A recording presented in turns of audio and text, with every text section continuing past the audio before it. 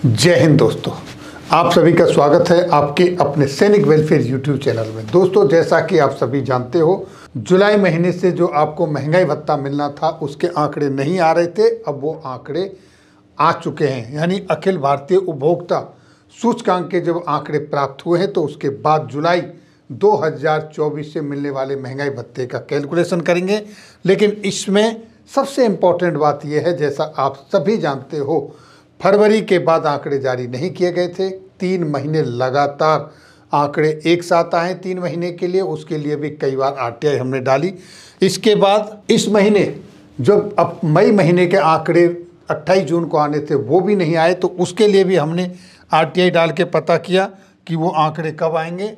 लेकिन उसमें हमने कुछ कॉमन क्वेश्चन पूछे थे सरकार से कि अगर एक कॉमन आदमी किसी दिए हुए टाइम पर फेल हो जाता है और वो अपनी दी हुई तारीख पर नहीं पहुंचता है, मान लीजिए कि आपके किसी एम्प्लॉय की जॉइनिंग डेट है और वो उस पर नहीं पहुंचता है, तो उसको खामियाजा भुगतना पड़ता है।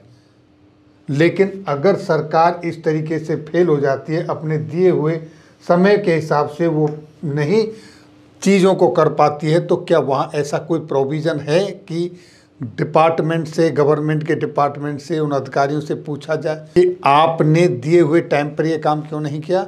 आज तक जवाब नहीं मिला। इस बार भी हमने ये डाला था, आंकड़े आ गए, लेकिन अभी तक भी हमको आरटीआई का रिप्लाई नहीं मिला। खैर चलिए, ये सरकार की पॉलिसी है, नीति है। अब देखते हैं जो आंकड़े आए हैं उनके मुताबिक क्या वृद्धि हुई है और क्या आपका जुलाई से मिलने वाला महंगाई भत्ता बनेगा।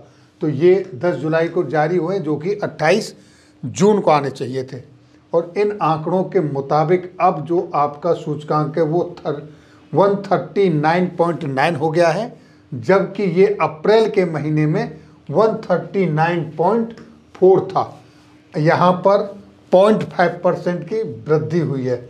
अब देखिए दोस्तों, ये जो आपका डीए कैलकुलेशन होता है, इसमें 12 महीनों का आंकड़ा लिया जाता है, पिछली साल का भी लेखा जोखा लिया जाता है और करंट ईयर के 6 महीने का सूचकांक लिया जाता है। बहुत सारे फैक्टर होते हैं।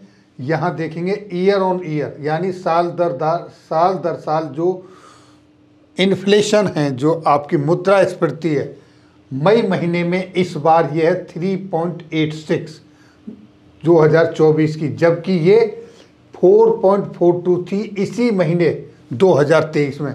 जिस ग्राफ में देखेंगे, ये देखिए यहाँ पर 3.86 और ये देखिए 2023 का ये आपके सामने 4.42। ये इस तरीके से, और आपके सामने है अप्रैल में 139.4 था और अब ये 139.9 है। अब हम इसको कैलकुलेट करते हैं डीए कैलकुलेटर जो रिकमेंडेड है उसके अंदर, तो क्या निकल के आता है। तो देखिए, ये है डीए कैलकुलेटर। इसमें अब आपके सामने जो ये मई महीने के लिए 2024 आपका सूचकांक इसमें फीड कर दिया गया है, यानी 139.9। उसके बाद आपका महंगाई भत्ता 52.91% बनता है।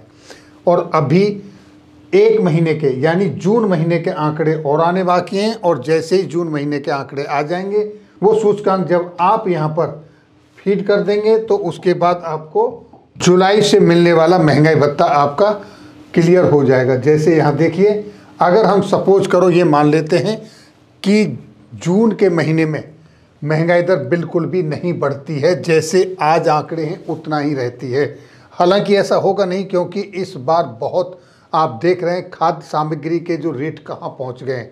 आज की डेट में अगर आप देखोगे तो टमाटर, सब्जियाँ कहाँ पहुँच चुकी हैं, आलू, प्याज, इस तरह के रेट, तो वो तो बहुत कुछ बढ़ के आएगा। लेकिन फिर भी हम एक तरीके से यही मान लेते हैं कि ये नहीं वृद्धि होती है इसमें, और ये आपका सूचकांक 139.9 ही रहता है, तो भी आपका महंगाई भत्ता 53.23 पर पहुंच जाता है।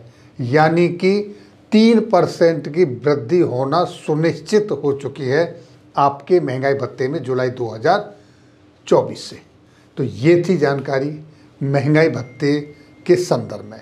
फिर मिलेंगे आपके वेलफेयर से जुड़ी हुई किसी अन्य जानकारी के साथ अगली वीडियो में। तब तक के लिए जय हिंद, जय भारत।